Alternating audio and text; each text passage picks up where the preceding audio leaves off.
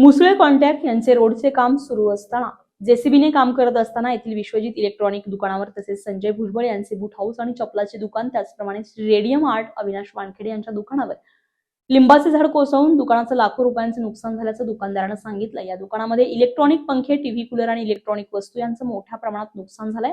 या दुकानात इलेक्ट्रॉनिक चालू असताना झाड पडल्यानं तारा तुटल्यानं दुकानात बसलेले मालक विश्वजित मेश्राम दुकानात बसले असताना दुकानाजवळील काम चालू असताना अचानक कामगाराच्या निष्काळजीपणामुळे दुकानावर मोठ्या प्रमाणात असलेले लिंबाचे झाड दुकानावर पडलं आणि दुकानदार यामध्ये पडून गेला। त्यामुळे जीवितहानी वाचली आहे। त्यामुळे कोणत्याही प्रकारची हानी झाली नाहीये। या मुसळे कन्स्ट्रक्शन कामगारांचा मनमानी कारभार, निष्काळजीपणा असल्यामुळे त्यामुळे येथील कॉन्ट्रॅक्टचे माणसे बेजबाबदारपणाने वागत आहेत आणि बाहेरील नुकसान भरपाई देण्यात यावी अशी मागणी आता दुकानदार संघाच्या वतीने करण्यात आली आहे। युवराज मेश्राम, स्टार महाराष्ट्र न्यूज, नागपूर। नवनवीन घडामोडी पाहण्यासाठी स्टार महाराष्ट्र न्यूजला सबस्क्राइब करा आणि ताज्या बातम्यांचे अपडेट मिळवण्यासाठी बेल आयकॉनला प्रेस करा आणि परिपूर्ण बातमीबरोबर रहा, इतरांपेक्षा एक पाऊल पुढे।